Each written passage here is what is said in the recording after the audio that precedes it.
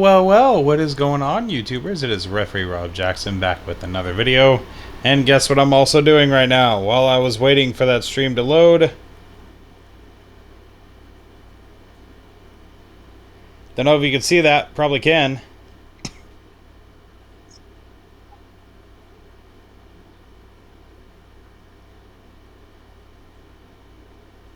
Playing some Dragon Ball Legends. Right now I'm doing the TOP mode.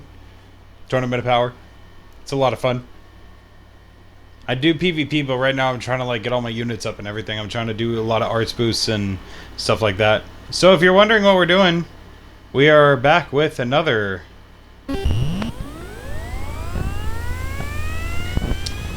For all of you beautiful people out there, especially that person that you know you have my heart.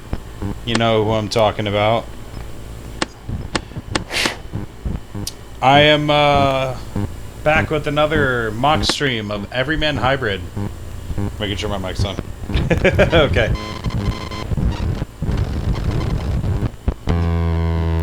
I'm just trying to get all the Tournament of Power stuff out of the way so I can get that done. Who could win a rabbit? Rabbit. Yeah, it works.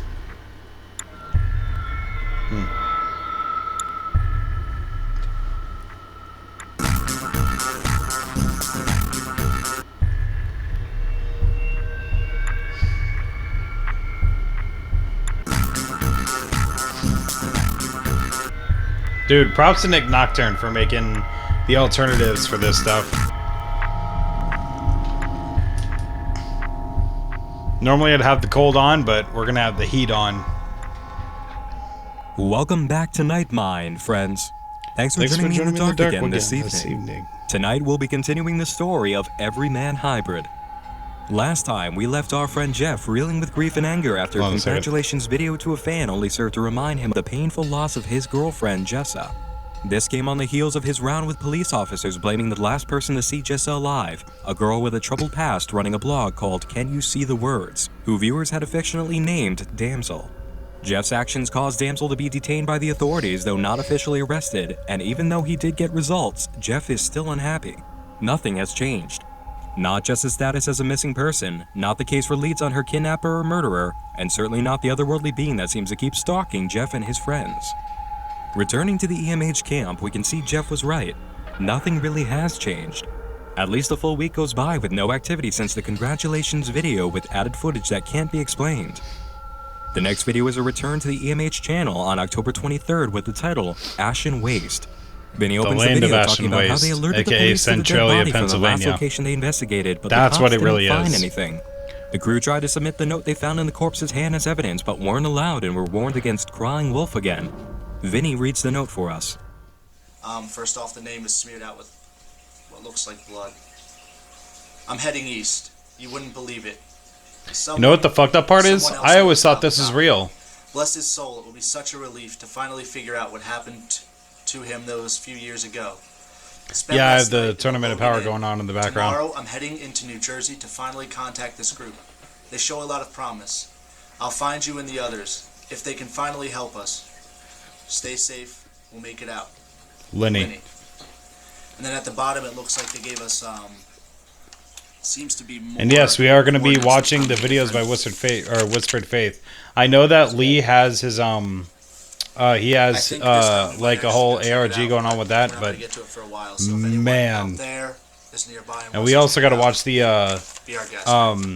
Dark Harvest too as well. Next, Vinny notes that viewers have helped the search by alerting them to the scene of a fire near Brooklyn that an online article described as a land of ash and waste. They decide to get to the spot, but while investigating, discovered Slenderman stalking them. Evan takes a bat he found nearby and goes after him. The camera cuts, and next we see Slenderman is gone with Evan laying on the ground, blood dripping from his mouth. Please do an explain video on Dark Harvest ARG and Whispered Faith. I know you already did the one we cannot name, but I'm gonna mention it anyways. I know you already did one on what's it called? You already did one on Tribe 12 on what we had from it. But you also need to do one on ML Anderson Diaries, on Whispered Faith, and Night Dark falls Harvest. fast, and they're still Definitely driving, those. trying to find out where to take Evan for treatment when Slender Man appears in the distance on the road. Vinny puts the pedal to the floor and charges him, but on impact, everything cuts to black and the crew wakes up in Evan's basement. Vinny is on the floor with Evan, who no longer has blood on him, and Jeff walks in from another room. On Twitter, he confirms everyone is okay. Thank you for all the concern about us, particularly Evan. The strangest part of our recent trip, though? We're fine. Evan's fine. We took him to a hospital, easily this time, and was clean of any external blood to begin with after we woke. We don't know what happened. The Maxima's fine. Well, as fine as a 1995 could be, and there wasn't any sign of damage. But I know we hit him. I felt the collision. I heard bones shatter. Maybe it was our own, but again, we're confused, but okay. We were toyed with. These sites, he wants us there, but they're not leading us to find her. I'm done playing. Stay safe, hybrids. The next day, another video from a channel outside the usual accounts. Married viewers of the series and members of the Unfiction forums, Flying Warhorse, followed the coordinates found on the body note Vinny showed in the beginning of Ashen Waste. There, they discovered a package wrapped in purple duct tape, a hollow book. Inside is an EMH business card with a quote on the back, "Feed the habit," and another quote on paper marked 3 out of 7. There is no veiling your perception as anything more than an illusion. In addition to this are more burned pictures, including one of Jeff severely burned away from Jessa. Another picture has all 3 of the guys seated on a couch with the words written all over it. Evan has a smile drawn on while Jeff's face is covered and Vinny and Evan are blinded. None of them can see the words. A picture of Vinny has his face scribbled out in a hole burnt through his chest. But what really matters inside this box is a letter from Fairmount Children's Home in Ohio, dated November 17th, 1971, and signed by Dr. James Corenthal, mentioning a patient named Evan who insisted upon being called Habit. These are the infamous medical documents Jeff found in his old, burned-out elementary school, which led him to ask the old woman from apartment 222 about the doctor. Dr. Corenthal is writing to his associate, Dr. Roberts, about Evan's condition in regards to inquiries about whether or not to discharge him from the group home. The letter begins, "As our team has observed over the course of the last year, the condition of one of our youngest patients, Evan, has proven to be quite interesting indeed. I pray that you recall the early stages of our unique treatment process involving the boy." The boy refused to respond to his given name and only reacted to the nickname his birth mother gave him, Habit. And there it is. Though I've tried on many occasions, the actual source of his name is a story impossible to extract. The boy merely smiles and continues his activities whenever these queries arise. The doctor then applauds his peers' suggestions for Evan to keep a picture diary after attempts to let him make a journal led to a ban on access to writing implements. Apparently, Evan, aka Habit, was prone to violent outbursts when given sharp tools. Dr. Corenthal states, "How could anyone forget the first 2 weeks of his stay, when a nurse brought his lunch into his room and proceeded to be brutally stabbed with a plastic fork a good 3 dozen times until a security officer happened to walk past, noticing the young boy kneeling over the body of the new nurse, laughing and in a dazed state, covered in the gored bits of her flesh. In all my years of practice, I have never seen a utensil buried so deep into a human body." Originally, the lines about a brutal stabbing and her flesh were removed with permanent marker, but the user who found the document recovered those lines through close inspection. Apparently, Evan's condition improved over the following 4 months, which brought about the question of his release with medical probation. That suggestion was 8 months prior to the writing of the letter, which means it's been a full year since his admission to Fairmount Children's Home. The doctor notes that Evan, also known as Habit, definitely has shown improvement, but the nurse he attacked died as a result of her wounds. And it wasn't the last incident like this either. There was one time when the staff discovered Evan had found a warren of rabbits in the community yard and slaughtered them, using the bodies to recreate the scene of Jesus Christ's crucifixion. It's noted that releasing this child into an unforgiving and free environment would only lead to a terrible, terrible relapse of his homicidal tendencies. Oh, 100%. And there's one more disturbing 100%. anecdote That little James fucker's a Corenthal has to psychopath. share. On a personal note, Dr. Roberts, I have become slightly conscious of my own mental and medical necessities. Sleep is becoming quite the delicacy in my life, and when I can find that unadulterated blink, all I hear is the same damned repeating verse. Rabbit or habit. Again, I pray you reconsider your confirmation of release. The Animal Collective. Finally, the box wrapped in purple duct tape contained a coded message on a scrap of paper. When broken down, it read, The good doctor is not so lucky as to be dead, just dealing with some old habits. Flying Warhorse shared their findings with the Everyman Hybrid community and received a form of attention no one expected. 2 tweets in all capital letters on the Everyman Hybrid Twitter account that appeared with none of the crew's signatures, then disappeared moments later. Habit sees you. We are unbreakable. Habit has bit. Habit has bit me. Habit has me. Habit has you. On October 27th, a user tweeted to the EMH crew that they should probably go visit Damsel to make amends for their actions. The all capitals user answered back saying, "Your front door's unlocked. How courteous. Who are you and why are you stalking them? You still believe this is merely their story? You assume a granted refuge? No such sanctuary exists." The next day, video activity picks up on Alex's front. He says he came home to find a trail of shredded paper leading from Jeff's bedroom to his own closet where an EMH business card sat. Written on the back was a set of coordinates and a one-word question. Continue? Jeff confirms on Twitter that he's had some bad luck. The papers are gone. All of them. All that's left are a few shreds. There are worse things that could have been taken or ruined. Damn rodents and their paper-induced tendencies. You would think so, Jeff. You would think so. Of what was found in Box 3, and they've been destroyed, leaving the real documents in someone else's hands. On October 30th, Jeff expresses the mindset he's in with a single picture of himself and Jessa from the events of a day in the life. With no warning, the mystery user comes back with a reply. "You couldn't save her. Do they think they are any different? You are all in the same sinking vessel." The events of October 30th is one of the biggest there. hints A as user to on the what was unfixed going forums on. followed the coordinates from Alex's video and found a blue gym bag sealed with purple duct tape. Inside is an unopened bottle of Powerade, a padded shipping envelope with bloodstains addressed to Linny and also sealed with purple tape, and on the back, a note. "Find them. Everyman Hybrid." Inside the envelope are a few documents. The first, a note. "Linny, I hope this letter reaches you before you reach that group. Someone sent me this letter. This worries me. Please contact me before you talk to them.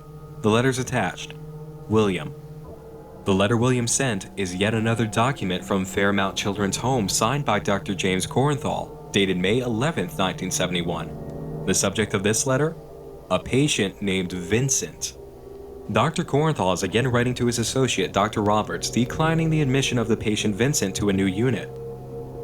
"I am speaking of the conflicting accommodations regarding the 2 children, Vincent and Evan, from the mining town. Due to the recent departure of Dr. Stevens, I am urging you to reconsider the admission of the boy Vincent. As you know, Stevens was a part of the post-traumatic sexual deviation concentration, and we are now lacking in such fields."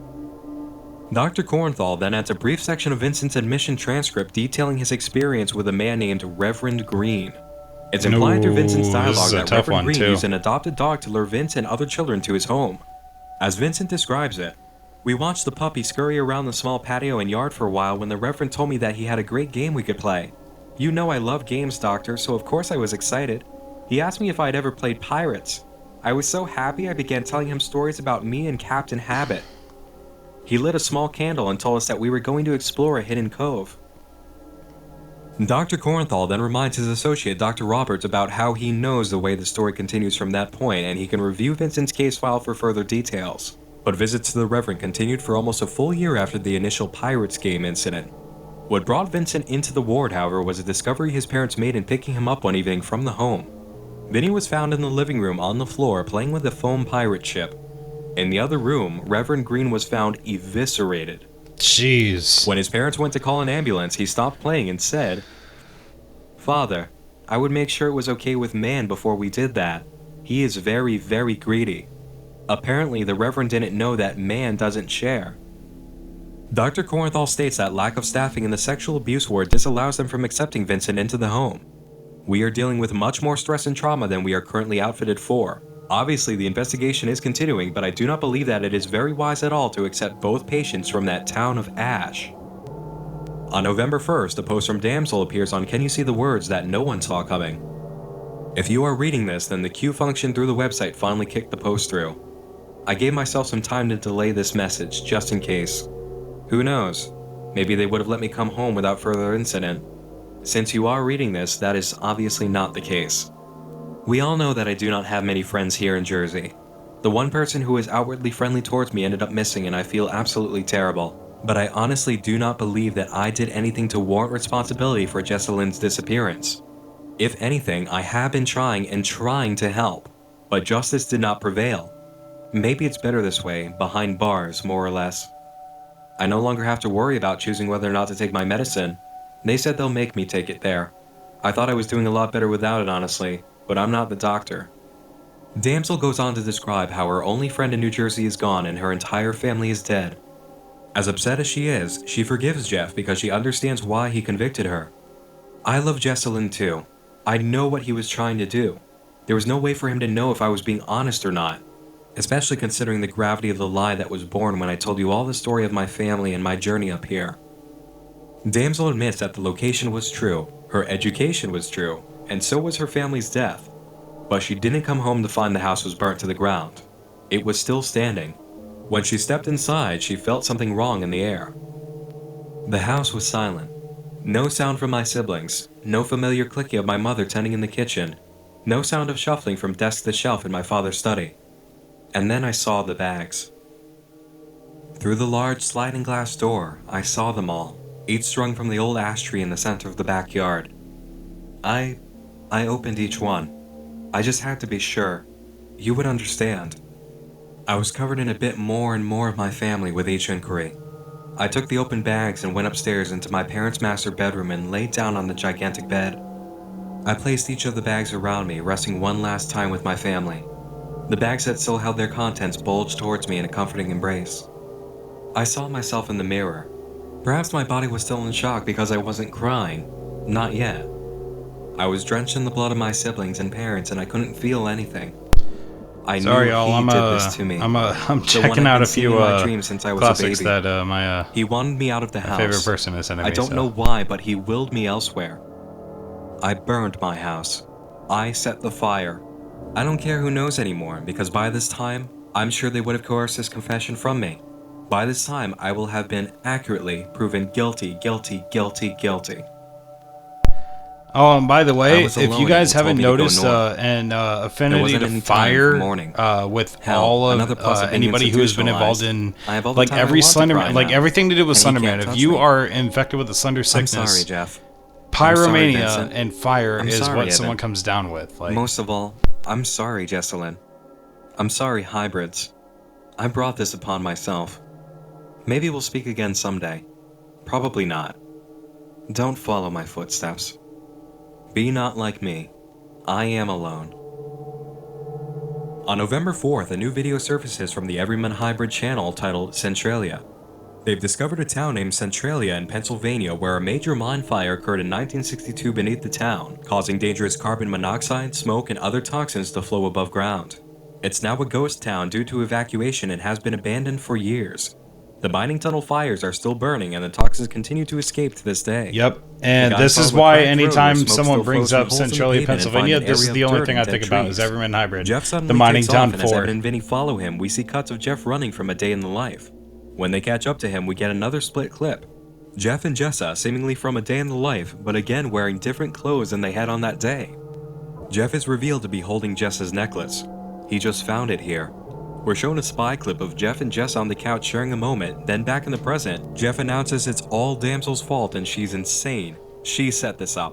We're then shown a clip of Jeff with the clothes and backpack we just saw popping a garbage bag full of blood, and you can hear Evan laughing in the background while Jessa murmurs in disbelief.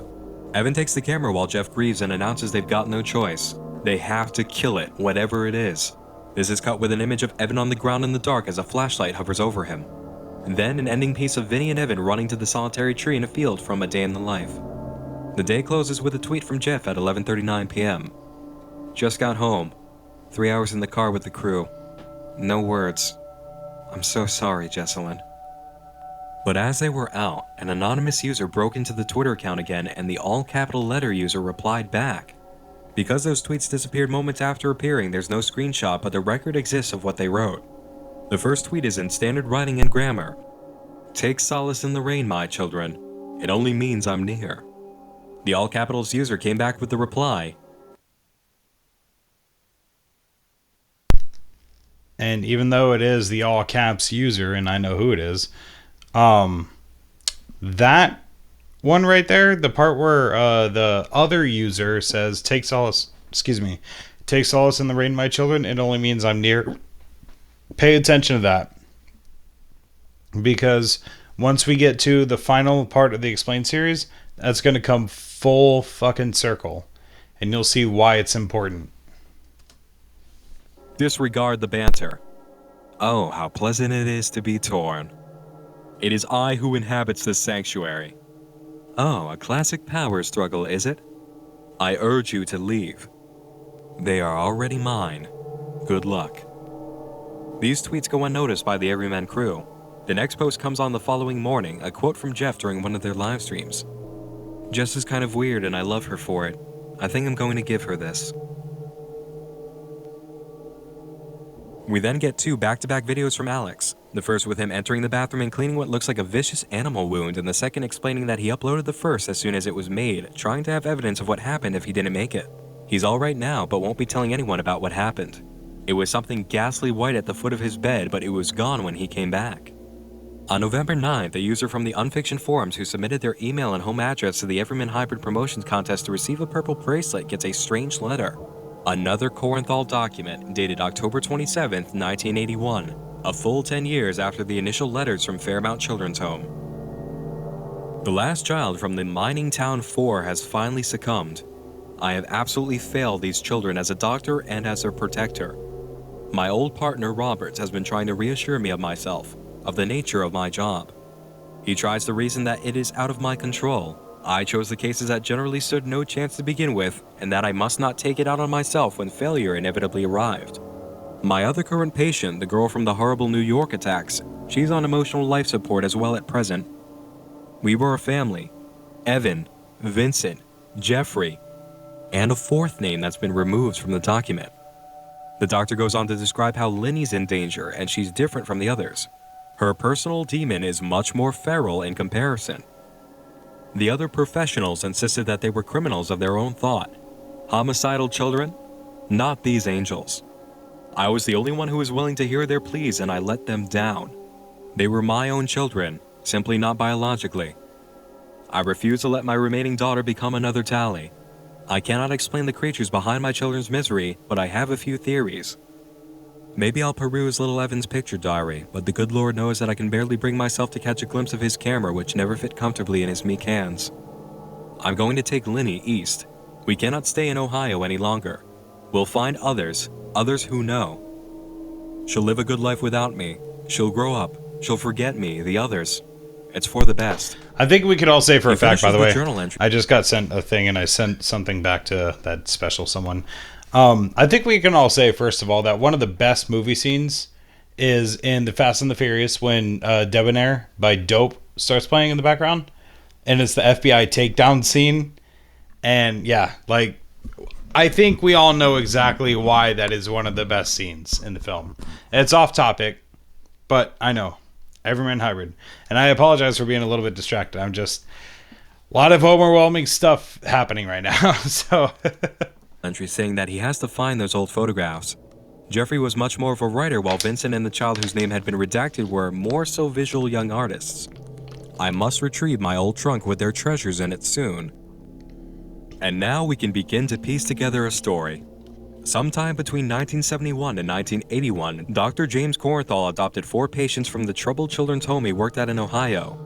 These patients were known as the Mining Town 4, and though we don't know the name of the 4th child, the names of the first 3 were Evan, Vincent, and Jeffrey, the same names as our Everyman Hybrid crew. Yep. In 1981, the last of the 4 children succumbed this to is an unknown illness, leaving the doctor by the with way, his you're going to see remaining that this is adopted some child Donnie Linny Darko from New like York, levels who type began of to have her own complicated. fierce problems. The doctor then seemed to decide that keeping Linny with him was no longer a suitable option and would find a good home for her outside Ohio. Bear in mind that the first of these documents concerning Evan were left on purpose in Jeff's old burned-down elementary school by whoever sent him the postcard detailing a land of ash and waste as a clue. When they finally find the land of ash and waste, it turns out to be Centralia, Pennsylvania. Centralia is an old mining town that's been abandoned for decades after a massive fire broke out underground in the mines, destroyed the natural foundation of the area, and allowed smoke and debris from the fires to rise above ground. Do you see the reflection occurring here? Vinny, Evan, and Jeffrey find the land of ash and waste in a mining town, and the documents signed by Dr. James Corenthal let us know that in the 70s, he adopted 4 children from a mining town, 3 of which were named Vinny, Evan, and Jeffrey. He had even described this mining town as a town of ash. The same person who led them here has also been handing out the Corenthal documents that include their names and the names of these mysterious children. And on the letter from 1981, there was an extra piece of information repeated several times: the Roman numeral for 7 written all over the document. On the day this letter was made public to the Unfiction forums, the all capitals user on the Everyman Hybrid Twitter spoke up. In a world of such uncertainty, there is one truth we can cling to. We shall all join the doctor inevitably. You too shall drown. And at the end of the tweet, they included the Roman numeral for the number 7.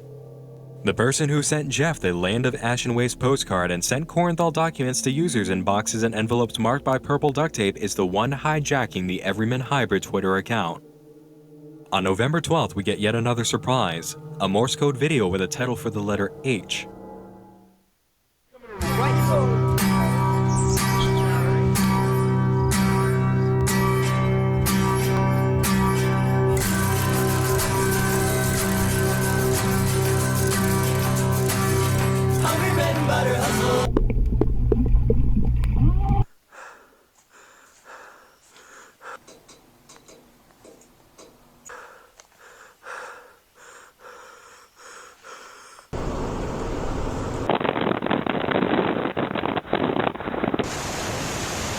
Recording.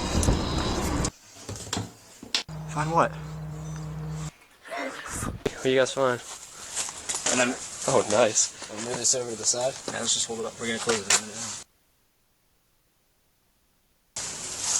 Ugh. Ew, how many things do you think like died down there? I'm doing this. I want to. But I don't like this.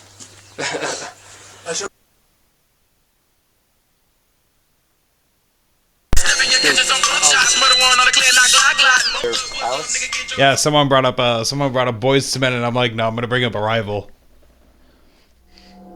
I'm gonna bring up a That rival. song, Who Could Win a Rabbit, has made Yes. its comeback, and the theme of Yes. rabbits is now showing through.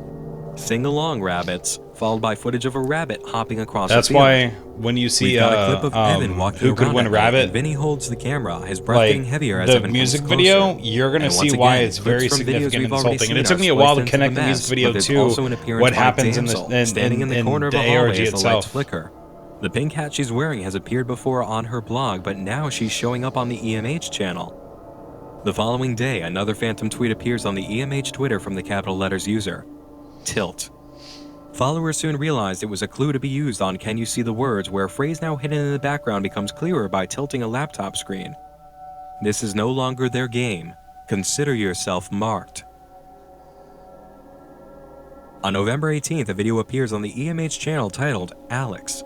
Evan says he received an anonymous USB drive in the mail, and after his sister helped him access it, he found a clip of the night Alex was attacked by whatever's in his room. Immediately, Evan notices something isn't right here. The footage appears to be from the vantage point of a security camera in Jeff and Alex's house, as well as from a perspective on the floor. But even stranger, which Evan fails to talk about, is how Alex leaves his room wearing a set of completely gray pajamas, then leaves wearing an entirely different pair. We know from the video he posted entering the bathroom he was already wearing what he came in with. Alex also has a bandage on his arm already while leaving the bedroom. So, what exactly is going on here?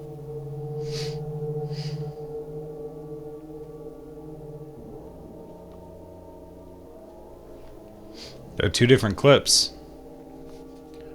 When the second clip plays of him wearing different clothes, we see the crucial detail that lets us know. The clip of Alex leaving this room in the black and green pajamas show that he's leaving his bedroom, not his bathroom. You'll see in a moment from the rest of Evan's video that this is how Alex's bedroom looks, but even without seeing an up-close comparison from another Alex video in his room, we know this isn't the bathroom by comparing it to the first clip of his wounds. The truth in this footage is that Alex has been attacked on at least 2 separate nights, and the existence of a bandage on his arm from the first clip shows it may have been as many as 3 by the time Evan got this footage. Evan goes over to Alex and Jeff's house and visits with Alex, who admits he's been attacked by something and shows the bandages. Prices are going up, but getting an exam and x-ray at the dentist? Now, first of all, I have to tell you that your brother, Vinny, we've been attacked by something as well. Not that bad, although it fucked me up pretty bad. So I want to tell you that if you're experiencing the same kind of things, I mean, we understand. No, You know? it's nothing like Slender Man. It's that. Man, it's not. It's not human. It has these terrible black eyes, scars, crawls like some type of animal. Like a hairless dog. Crawls like some type of animal. Is it bald looking? No hair. No hair, gotcha. And it's Sound exactly familiar? what you think it It's is the if you same follow thing Vinny and Jeff saw at the creepypastas. first burned out location they visited following you- the postcard if you where a read dead girl was found creepypastas, with you'll the know same exactly kind of what it wounds is, Alex has on her too. wrist. Evan learns that Alex has been hiding this from Jeff, and it's time to have an intervention. He leads Alex to Jeff's room where they tell him what they spotted in the burned out school in Lambertville has been attacking his brother. Where is it? Oh, I don't... Where is it? How does it get into your room? The closet. The closet? Yeah. Oh, Wait, what the hold on, fuck? from the closet? Yes. Oh, Jesus, dude. What? Did you ever think to look in there? I don't think it's. I know there. you guys are cross. He's What like, the no, fuck? I wouldn't This is think what to it look in there. does. Whoa. All right, hold on. Settle down. Grab the camera. Whatever it is, it has to still be in here. That door didn't open, nor did it close. Alex, how long has this been going on, man? Weeks. Just give me the flashlight. Do we have to drive you? You want me to drive you to the hospital or something?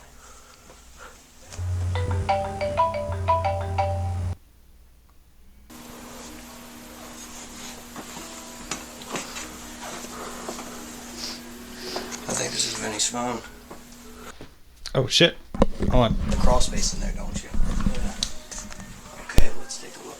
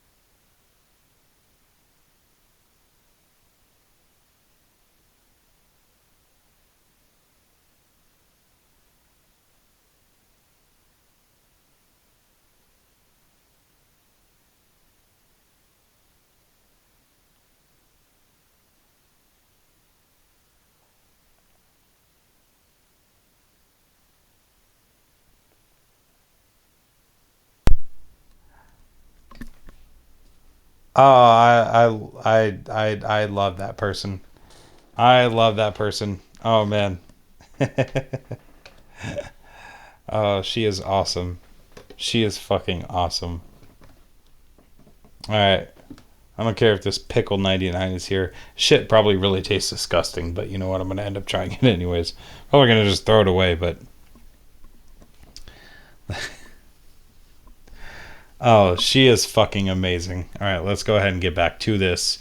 And let me use my mouse. Yeah, the mouse that I just found again, just chilling on my shelf.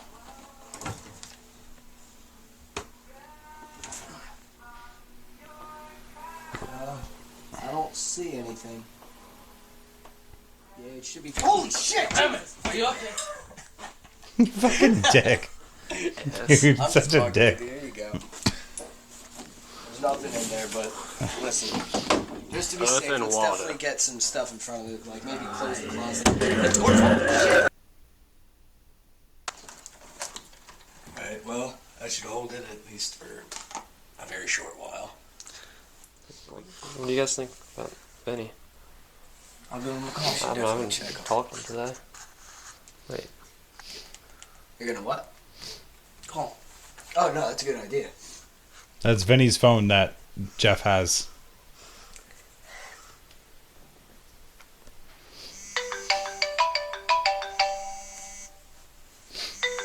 Your phone's ringing. Alex was After this event, fucking it seems dumb. that too much has been happening recently for the EMH Alex crew was to continue fucking on dumb. without a break. We took Evan to Baldpate Mountain for a day to relax way back when. Now we share the day with you, hybrids. They include a picture with the full details on where and when to meet them, and it seems that someone does take them up on their offer. Green Feathers, the same viewer who followed the first set of coordinates and found box number 1. Video of the day out is posted on November 22nd, and it resembles the events of A Day in the Life pretty well in that nothing much happens. For once, there seems to be peace and nothing to concern themselves over on film. They reflect on their day while driving home, and Vinny gets a call from Ryan, their friend from the original hangout during A Day in the Life. What? Ryan? Go figure. Yeah. Oh, Ryan was actually. Ryan, slow down. Hello? You need to slow down when you're...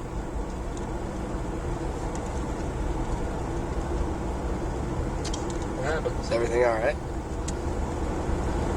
What happened, bro? Benny? I think Ryan just got in the car accident. Oh, shit. I heard those noises. What noises?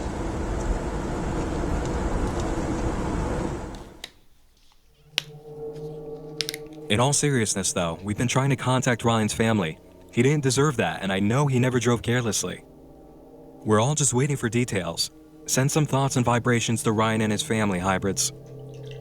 Word finally comes down about Ryan, and the group ends up on the side of the road where gifts have been placed and candles lit. After receiving Ryan's call, Jeff tried to get in contact with his family for hours and finally caught his mother on the phone. Ryan had been badly hurt in a car accident. So badly hurt, in fact, that his mother was requested to go ID the body. Not wanting to go alone, she asked Jeff if he could accompany her. Upon inspecting the body to confirm Ryan's identity, Jeff noticed his wounds just weren't consistent with a normal high-speed ejection, as the officer explained. Why does that sound familiar? Ryan had several deep cuts on his body, scraped areas from road rash, and there was more glass on the inside of his car than the outside. The final conclusion from the guys, as Evan puts it, is that something pulled Ryan out of the car after he crashed. What's worse is what Vinny has to add. They'd been planning to hang out with Ryan after the fan meetup, and during that morning, he sent them an email Vinny didn't notice until after the accident. Guys, I got an email from this account a few weeks ago. I thought it was one of my friends messing around with me, so I filled out one of his applications. He wanted me to send this ridiculous information and answer weird questions, so I played along for a bit. His next task was for a pint of my blood.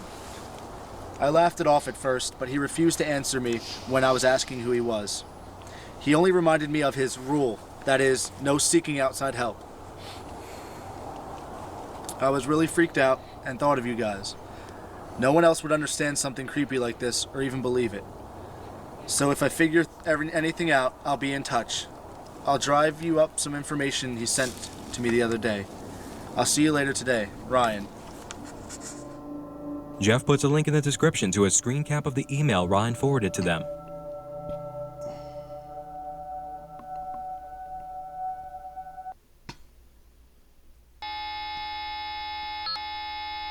is where things get interesting. Hello, Rabbit. I offer you a place in a tournament of sorts. A unique contest created just for you and all of your expendable co-conspirators. The only thing I ask of you, be completely open with me. Do not fuck with me. And do not seek any outside help.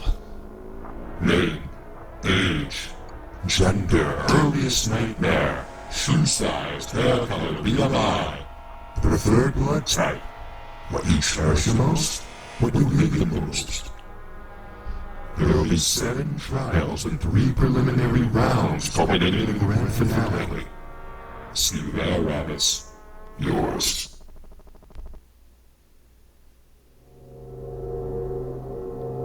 In order to better understand what happened to Ryan, the guys also all register as Rabbits number 2, 3, and 4. Jeff explains he doesn't want his brother Alex to join until they know what this is, and mentions that their friend Daniel was the one who held the camera for this video. So, according to the information from this video, a few weeks before the Sunday Hybrids meetup on November 21st, Ryan received the email that addressed him as a rabbit and invited him to a tournament asking for odd information and listing only 3 rules. Tell no lies to the sender, do not anger them, and do not seek any outside help. Ryan entered the contest and kept going until he was asked for a pint of blood. After asking who this person was, they only replied back reminding him to not seek any outside help. The morning of the Sunday meetup, Ryan emailed the Hybrid crew about this and said he'd be bringing more information to them that night. Hours after he sent that message, he died in a car crash under highly suspicious circumstances, and whatever had caused him to panic made him choose to contact the EMH guys first for help. Call it bad luck if you'd like, but Ryan's death occurring right after breaking the rule about not seeking outside help seems a little too much like cause and effect to dismiss as coincidence. This video has an additional surprise for viewers. Once again, footage the Hybrid crew doesn't seem to have included themselves plays in spliced intervals throughout the roadside memorial. For your convenience, here's the entire sequence of clips back to back.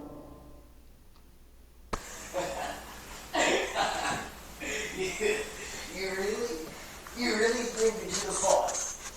You really think you can just tell all of us what to do and that we'll do it? Well, they might be. But me, not so much, Chuckles. I know. Oh, I know you're powerful. I know you're a big, strong man. But you gotta remember who brought you these little fish. You gotta remember that whatever I want, I get. Whatever I want. If I want their fucking blood, then I'm gonna take it. There's not a fucking thing you can do about it. You may scare me, she's a bitch. Not me. I will fuck you up the next chance I get. Now, let's talk about these little fishes. Evan? Yeah? Jeff? What's going on, man? Hey, man. How you doing? I didn't see you there. I was just talking out loud. This much is clear. Evan is not okay. From the first glimpse of him sitting at the kitchen table in the dark to walking around with purple duct tape over his mouth, and his moment sprinting past Damsel and Jessa without their knowledge, we've known something was up with him. But now this confirms he is not alright. Not at all. We don't know when this footage was taken, but it exists and it's been placed into the ordinary video for a reason. On November 24th, the Everyman Hybrid Twitter experiences another phantom message. Great to see the enthusiasm, but some of you fools have not properly applied. Again, this has gone without a trace minutes later, leaving the next bit of legitimate EMH posting for the next day on Thanksgiving. Have a wonderful Thanksgiving, Hybrids, regardless of the messed up happenings of late. Thanks for sticking with us through it all. 3 hours later, another phantom message in response. Even someone as busy as me needs a holiday. Enjoy your family while you still can, Rabbits. Please, tell them what you've been up to. And then, 4 hours later, making me travel on a holiday? Seriously. Rabbits 131 to 153 have been eliminated. Do not fuck with me. Do not anger Habit. That is all. If you have sent in an application, you will be processed. Do not anger the all caps user. No more applicants. Yet. Stop the press. Some hybrids have been telling us that they're confused, even more so than we are. Ustream tomorrow night, 9 p.m. Eastern. The Ustream does occur on schedule, and we learn more than a few things from the discussion between the EMH guys and the live chat. They can't see the phantom tweets. They can't see the Morse code videos. They can't see the strange clips of Evan in the last video, or any of the sudden pieces of footage spliced into any of their videos. And the Slenderman doll from earlier in the series was part of the joke they were running, a joke that has long since stopped being funny. The biggest takeaway, however, is what Jeff confides in us. He and Alex's parents are dead and have been for a while. However, he lets his brother still talk as if their parents are alive as a self-comforting behavior. Jeff and Alex have been alone in the house the entire time. Finally, when Vinny's phone in Alex's closet is mentioned, they shrug it off and say that the guys are over each other's houses so frequently, it's not a surprise. That's actually How did it understandable. end up in the closet, though? There are no ideas on how to explain that, even from Vinny. He just can't remember how he lost it. On November 28th, Twitter activity recommences, but it's not from the EMH side. Behold my solo debut. The game's almost ready to commence. 231 rabbits lined up for the slaughter. Rabbits number 1 to 77, you are the Angora. Rabbits number 78 to English slop. 154, you are the English slop. The Netherland dwarf. 155 to 231, you are the Netherland dwarf. Your first trial will be sent to you soon. We'll start slow. I'm just that kind. With love. Those are actually types of rabbits. Well, the Netherland luck, dwarf, everyone, the English slop, and the Angora. Let the games begin. Trial 1, Part 1. Send me a list of your 5 most beloved possessions, preferably those which can fit inside a brown paper bag. Wish you were here. At last, we have a name for the capital letters user who's been breaking into the EMH account. Habit. They don't seem to need the Everyman Hybrid Twitter anymore. They're launching a solo debut.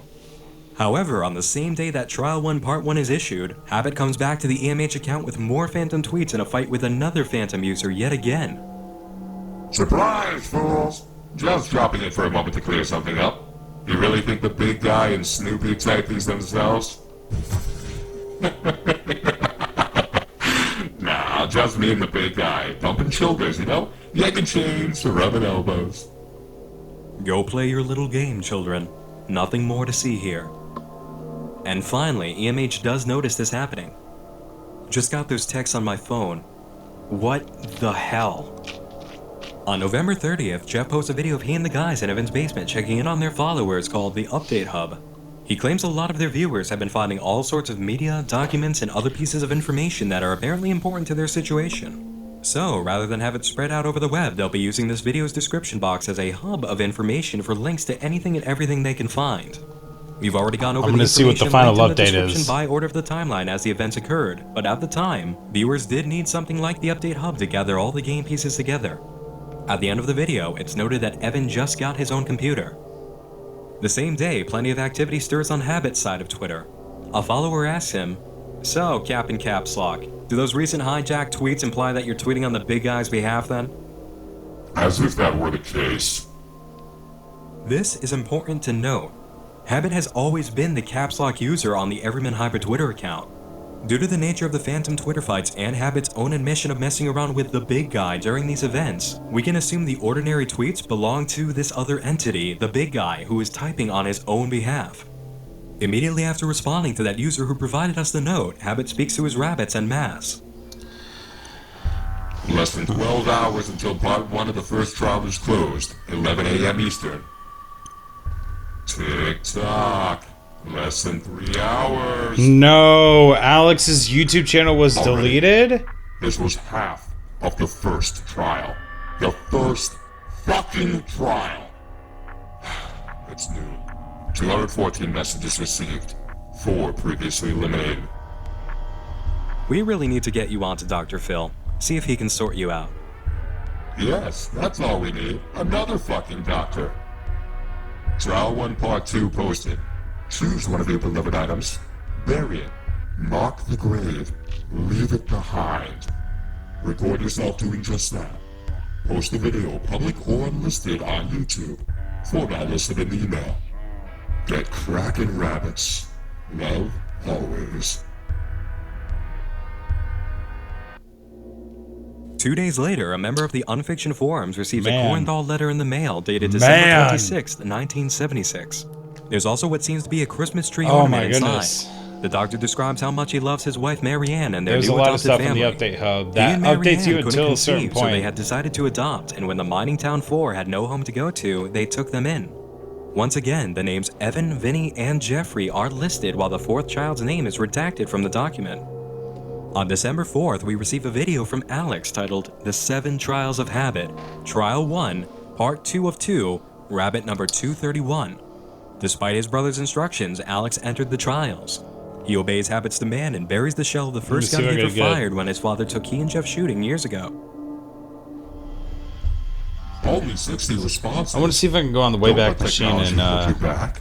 If you're too inept to make a video, send me 3 pictures before, during, after your item's funeral. Don't add to the body count, rabbits. Rabbit number 160 has been eliminated.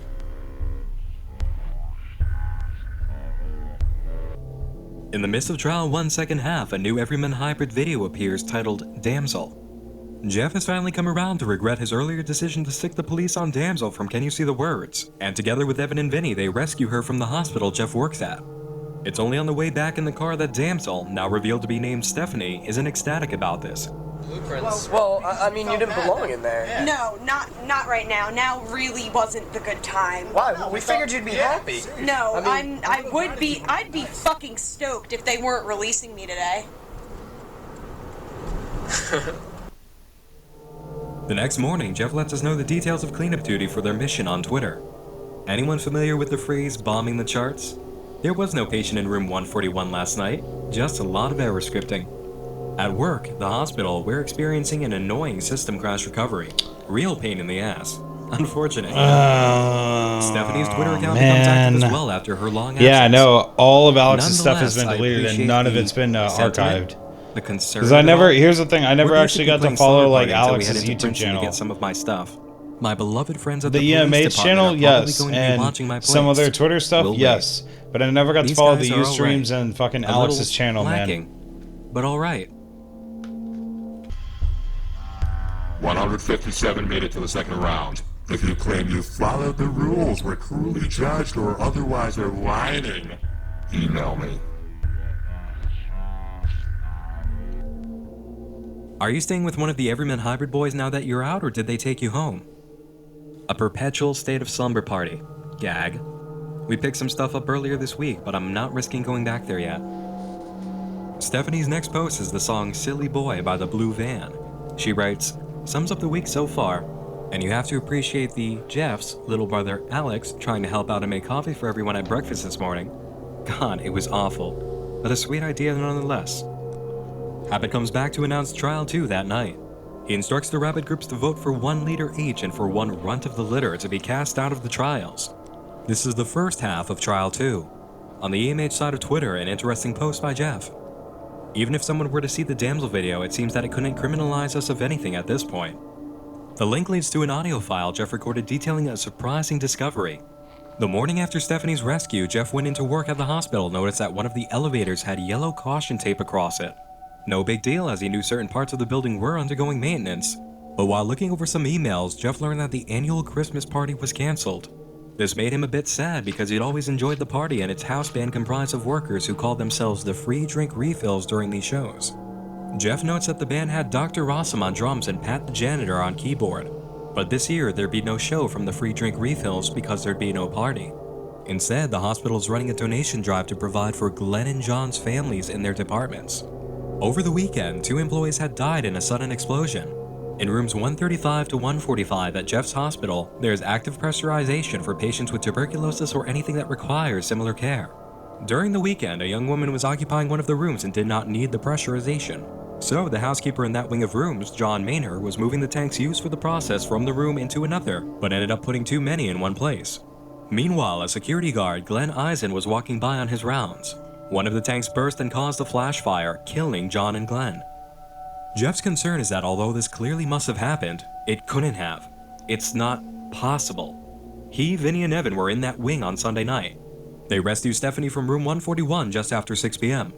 The timestamp of 6 o'clock sharp is used at the beginning of the video, and Vinny says out loud she's in room 141. Not only did the flash fire that killed 2 workers occur at 5:55 p.m. that Sunday night, but when Jeff asked staff if there was a girl in one of the rooms from that wing, they mentioned a young woman who had been discharged earlier that week. This kind of information is impossible. First, if the fire had occurred at 5:55, then the guys would have run headfirst into it and Stephanie wouldn't be alive to rescue. It's gotta be an iteration and while we bleed know through or Stephanie something. was in her room, the nurses told Jeff the young woman in the wing had been discharged earlier that week. She wasn't harmed by the accident because she was already gone. Finally, in the original footage from Damsel, the rescue video, Jeff suddenly darts around a corner and hides after they enter, as if just remembering something, and leaves Evan with the camera. After Vinny appears with Steph, a security guard walks down the hall and spots them. Jeff then attacks this security guard from his hidden spot. He must have remembered someone would be coming this way according to the shift rounds. But if the security guard for Sunday night was Glenn, who was killed by the flash fire, who is this man? If this is Glenn, he should be dead. Jeff is right to be concerned about what he's learned from hospital staff. It conflicts entirely with his reality. On December 17th, Habit receives all the votes for the elections and announces the winners after 3 a.m. Rabbit number 224 has been elected as the representative of the Netherland Dwarfs. Rabbit number 98 has been elected as the representative of the English Laps. Rabbit number 46 has been elected as the representative of the Angoras. The 3 runs have been informed of their elimination. Await further instruction. Stephanie gets back to answering her followers on Can You See the Words, and it seems she's doing better than ever. Check the background on this Tumblr. There's some suspicious writing there. Unless you wrote that, in which case, huh? The boy showed me that a few days ago. I have no idea how it happened, but hell, I'm keeping it. Let it be a warning, likewise, to whoever posted it. Rabbit number 98 here just got elected as leader of the English Lops. Good to see you've come back, and in one piece. We've got the same disease, us rabbits. Curiosity. It's a good thing you aren't in the tournament, I suppose. One less monster to deal with, right? Thank you. Not quite though, considering that my current benefactors of sorts are all included. I may as well be, right? On December 23rd, Habit delivers the second half of Trial 2. Of the 3 winners, vote 1 for frontrunner and 1 for glorified runt. The winner shall be singled out as frontrunner of the tournament. The loser shall be promptly eliminated. This year for Christmas, send a message to another team by killing off their leader.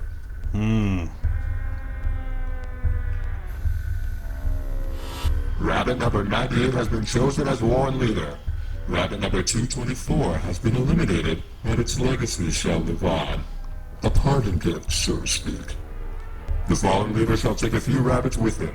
Details to follow. 15.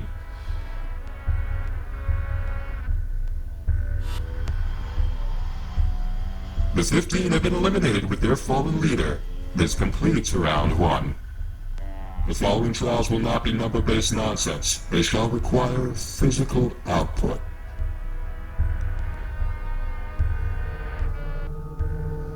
This ARG was a psychological experiment. All ARGs are, but what's your plan for when this one calm was down? like the biggest one of all. Are you going to stay with the EMH guys? December was relatively simple. We were all paranoid badly, but the first few days after our little adventure were quiet. We've celebrated the new year with various forms of minor ailments. Jeff and I have had migraines. Alex and Vince seem to have a cold. Evan can't get over a cough. I swear, it's like we're going backwards comfort-wise. Have you ever heard of a Dr. James Corenthal? We spent a few hours looking over those papers and links people have been sending the gang since they found him. He seemed I just to want to realized help my children mouse was who in were the being screen the whole followed by time. out of the ordinary entities. Fuck. Pity I'm that so he sorry. had apparently died a few years ago. Sounds like he would have been endlessly helpful right about now, huh? A week later, Steph delivers us a video. I'm here in Evan's cold as shit basement, by the way. I'm fucking freezing. But I just wanted to let you guys know that I'm quitting my website because I don't really need it anymore, because as you can see and as you know, I've obviously found people that finally understand me and people that can protect me, so there's no one that I can really vent to about or anything. So Fucking Evan and Jeff in the back playing pro wrestling. And Like, what the I'll still fuck? keep you guys updated if you want. I'll still like answer some questions, and I'll still like, I can still talk and like communicate and stuff. But as of now, oh no, well like I, shut up. But like I can still like, yeah, wrecking the Bandersnatch. But I just wanted to let you guys know that I'm quitting the website, but I'll still keep in touch. Yeah, I'll still keep in touch. But thank you all very much. You're ruining my like deep and inspirational, like heartfelt speech. Like, you know. Women don't have hearts. Yeah, women don't have hearts. Okay. But thank you all very much for being so understanding, and I'll see you guys around. Bye. So, Stephanie is finally among friends she can relate to, and as such will be leaving her Tumblr blog behind on most days. But activity picks up on other sites in regards to the EMH world. In the wake of Habit's trials, the three Rabbit groups form their own chat rooms, which we quickly find out the EMH guys are involved in. Obligatory Habits and Gore chat confirmation. This doesn't seem to have any noticeable effect on Habit's operations. He continues with the trials on January 13th. Trial 3 has been issued. Lose a friend by any means necessary. Email your submission links to me when you want to be overlooked. Piss and moan, you complain as if this is a game for your enjoyment. Get over yourself. That's also going to be very important for later on. The same day Habit delivers his instructions, the EMH crew uploads a new video showing Stephanie has become a pretty solid fixture in their group. They go to restaurants, play games together, and even take her phone when she leaves it laying around to pull a prank. I'm gonna mess with the phone a little bit, and I'm thinking that we should change your voicemail and see what's going on. Change your voicemail. Change your voicemail. Oh, it's the phone. Oh, is there a saver? Save message. Let's listen to this. He knows it's going to get. Steph, that thing you were talking about. I saw what he's really. You're right. You're sorry. What the hell does he want? I think he's following me. Holy shit. Steph, please wake up.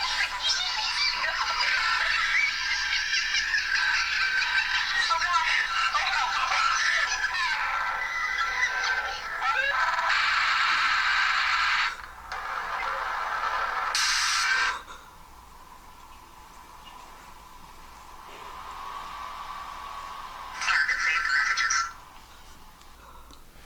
Oh shit.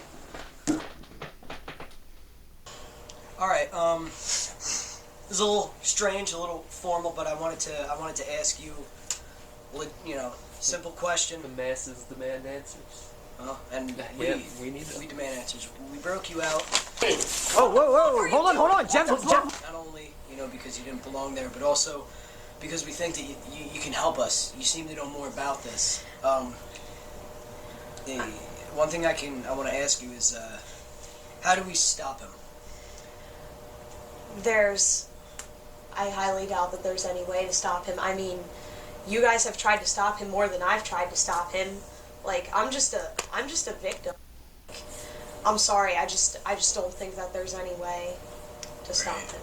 I don't think he has a weakness. Oh yeah, I mean, we've tried everything short of a rocket launcher. Maybe a bigger car?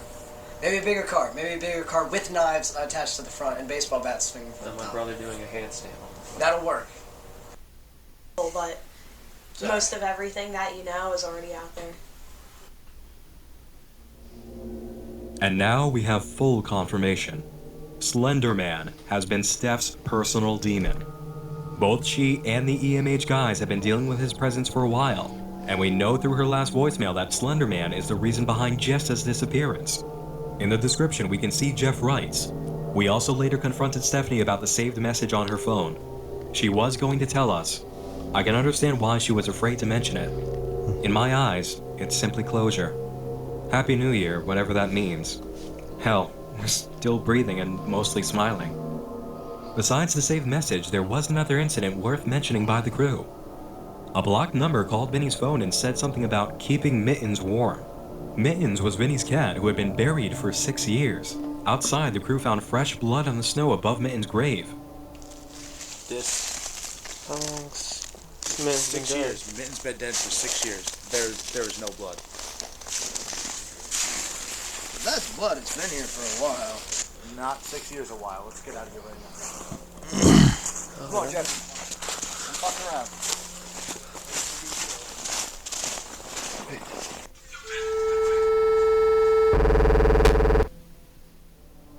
The guys are also willing to acknowledge the experience to viewers now. And no, Evan did not charge this time. However, we all spent that weekend with flu-like symptoms.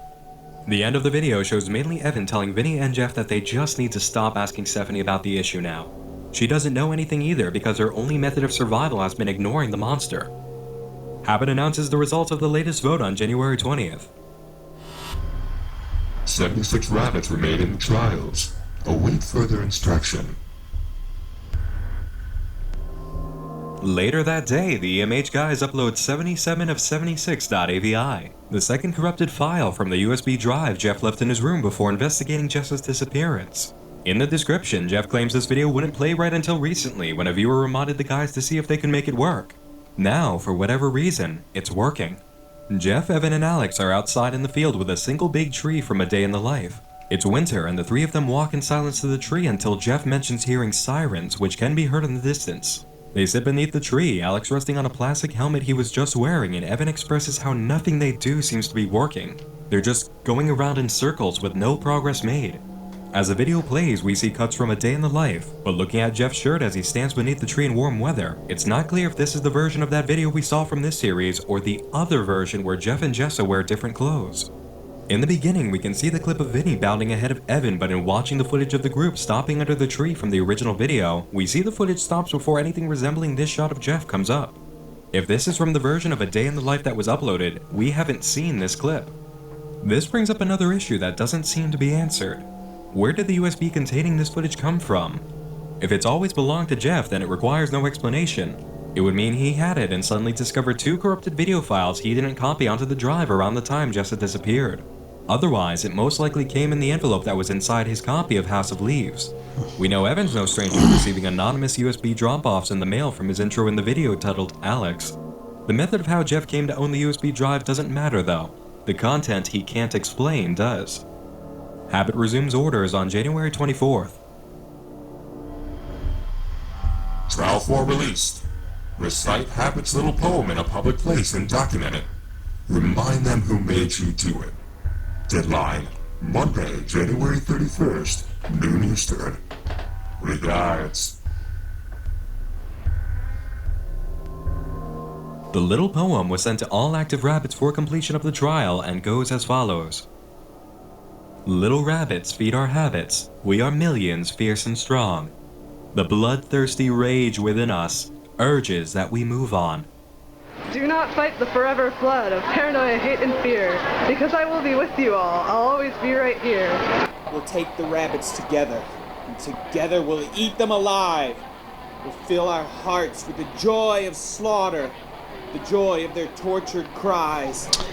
This man done put too much effort into that, too much enthusiasm into that. The ones who loved you, who cried your name to the bitter end. And then you'll try your very damnedest. You'll try to separate us, until you realize that us is me, and with me there is no us. So you millions scared and weak, prepare for some devastation. Some blood-soaked hands, some broken bones, and mass body counts across your nations, because I am the monster in your head. The beast that hides beneath your bed. The axe-wielding man crossing your streets. The bloody hands that tear the meat. Try to stop it if you can, but you'll break the habits of man. Habit made me do it. That I remember. On the Everyman Hybrid side of Twitter, an odd post by Jeff. God damn it. 2 days later, we can see what upset him in the new upload. The crew has been sent a CD containing one long run of the hidden Morse code videos by a viewer in the hopes they can see these for themselves. Steph is also in the room and they're sitting around in a semicircle like children to watch a laptop screen. As we discussed, here are the elusive Morse code videos. I hope they play back properly for you and that you can see them. Other than that, I just want to wish you guys good luck with everything you've been up to. This is Benjamin Wilson, aka Coffee Cully. Here's the footage.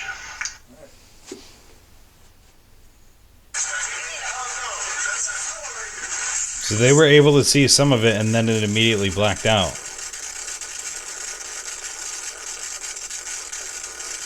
mean, it's not like we did anything wrong. We were just playing a game. We used to do it all the time in the home, Doctor. I mean, every weekend we played these games. We just wanted to find the hidden treasure. I'm sorry that you and Miss Marianne had to drive this far, but we were trying to get back on our own. He got us there in an instant. I don't know why it took us so long to get home. It's not like we unlocked the door or broke the door or anything. We didn't even use them. We were just playing pretend. I don't know what happened. Oh, holy shit. Hearing that full blast and seeing this, holy shit. What the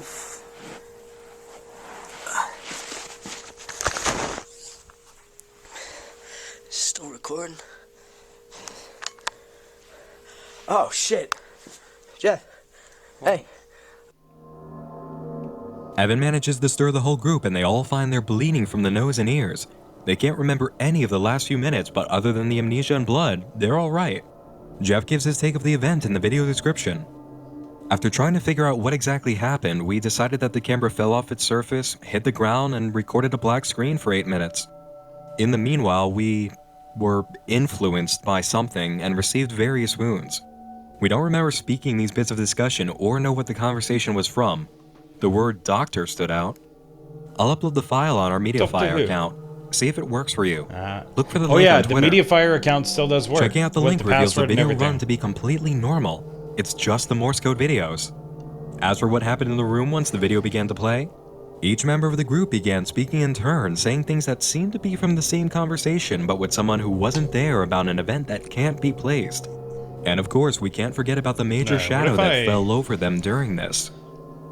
On January 31st, Habit updates us on the results of his latest trial. Having the patented flannel on at this angle feels weird. You have been eliminated.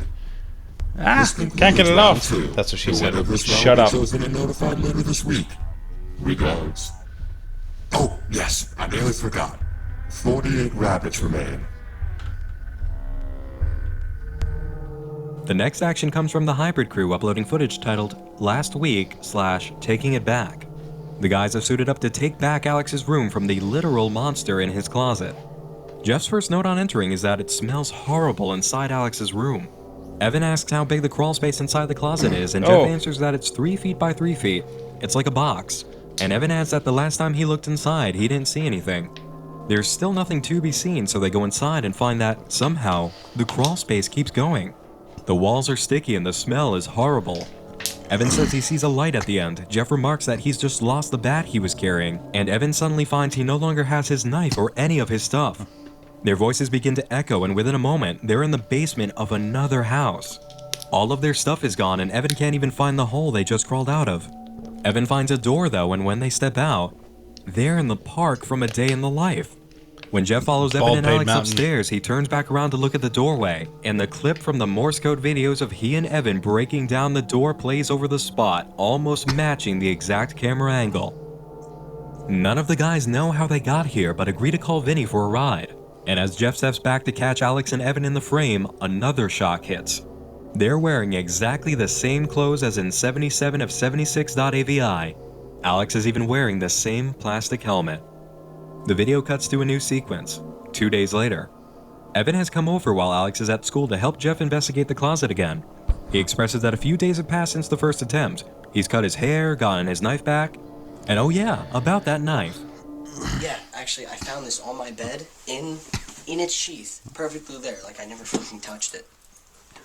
Lost it 2 days ago, got it back. Yeah, so either whatever this thing is able to teleport or some shit, or we got somebody else doing something. I don't know. Alex's room no longer smells bad, and on the floor, Jeff finds a note of sorts. 1/4 of a piece of paper with fragments of words on it. He crumples it up, hides it in his pocket, then hears Evan says there's nothing in the closet. There is no crawl space. No tunnel, nothing. Just a wall. There's literally nothing. There's just a wall now. No crawl space, no nothing, no tunnel. What the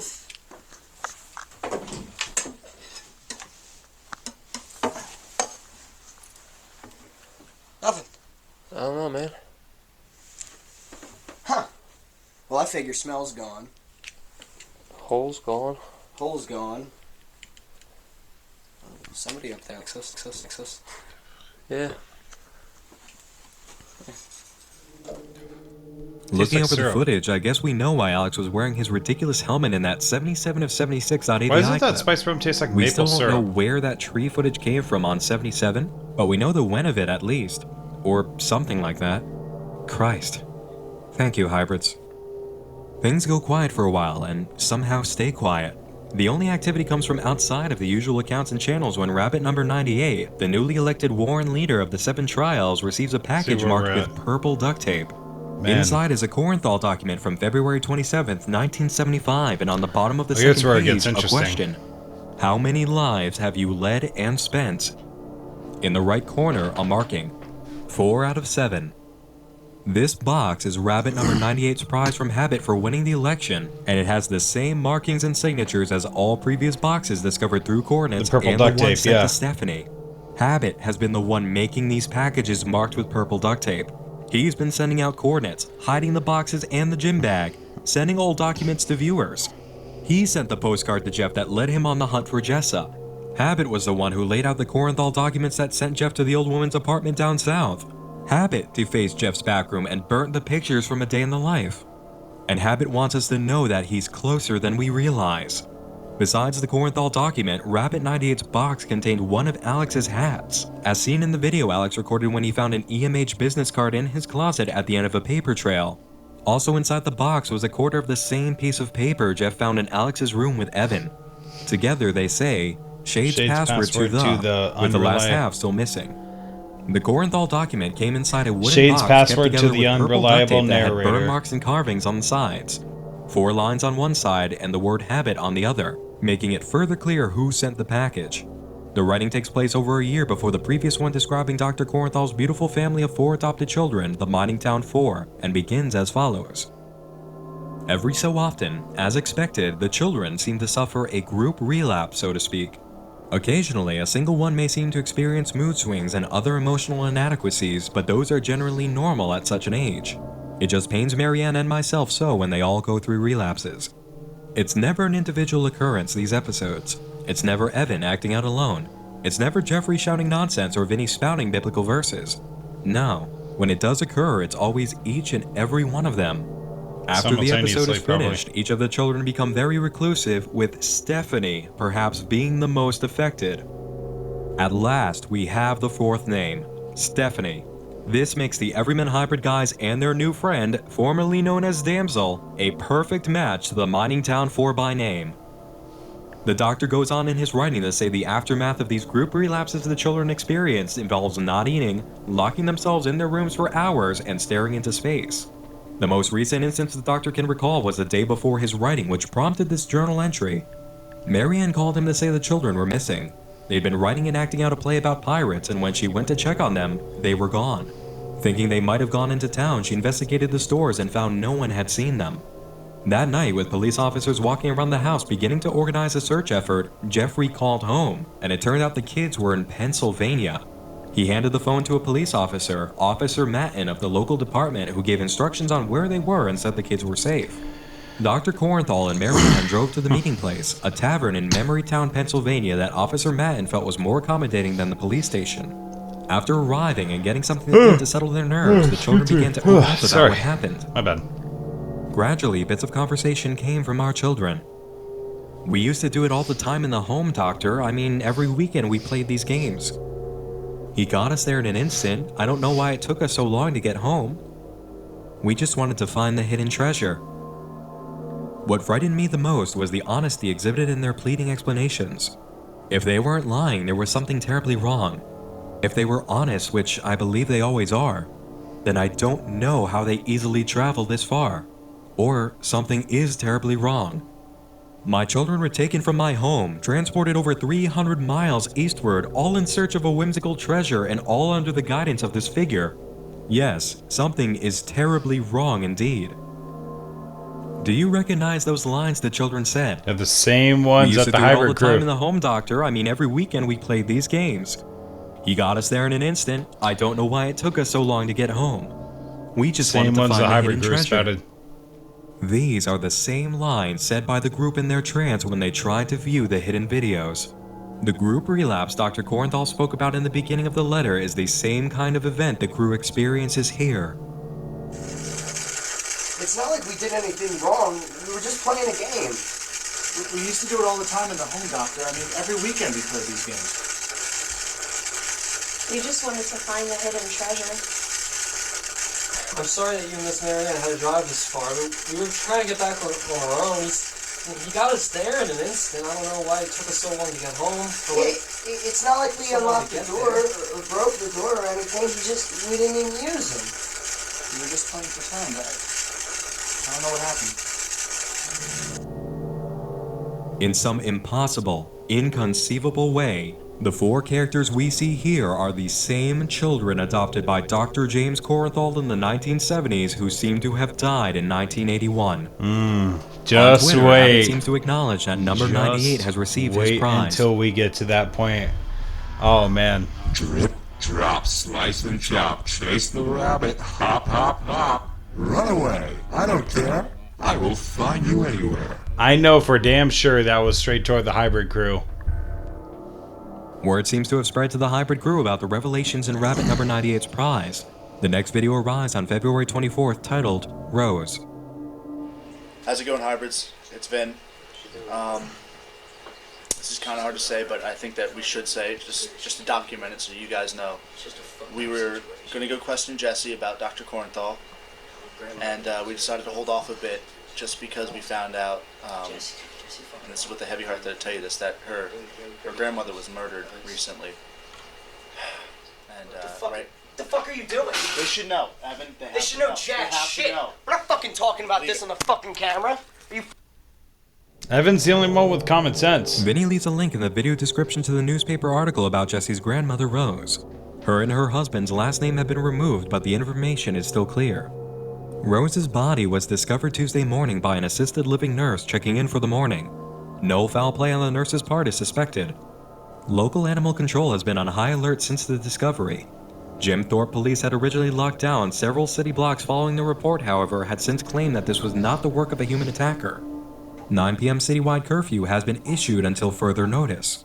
Rose was known for her work with foster children and at-risk youth. Jim Thorpe Mayor Mike Sofranco had commented that her death is a direct blow to our community. The contributions of Rose and her late husband William will be remembered for generations to come. Inquiries concerning her family's history catching up with her were met with harsh feedback at the conference held yesterday evening.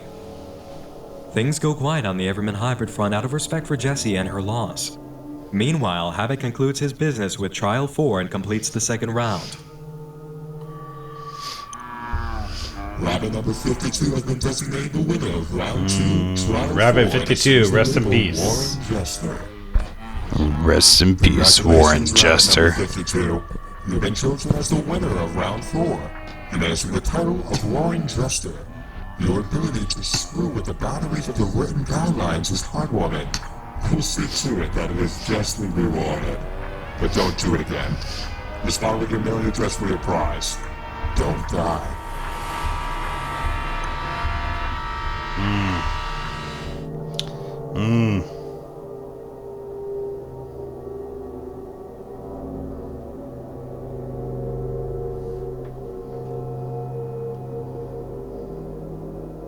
And I'm afraid that's all the time we have for tonight, my friends.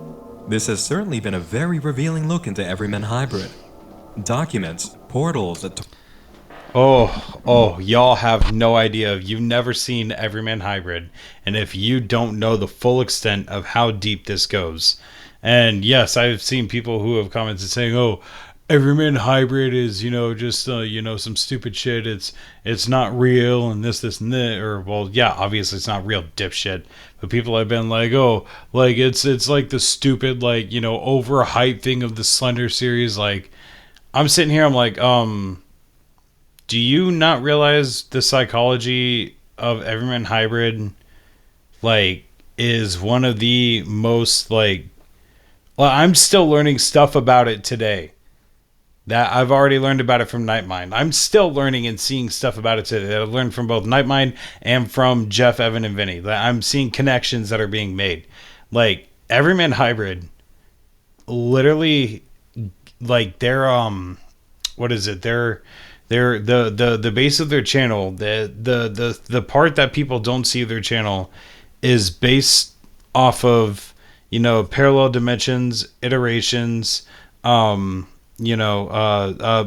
of Leaves, Donnie Darko, like type of like psychology. Like people don't realize how psychological Everyman Hybrid gets. Not only that, they created their own character and built lore around it from the outside. And man, like, you can't shit on Everyman Hybrid and say, oh, like, they're overhyped. No, get the fuck out of here. Everyman Hybrid, Tribe 12, even though I can't talk about the guy who created Tribe 12 because we all know what's going on with that.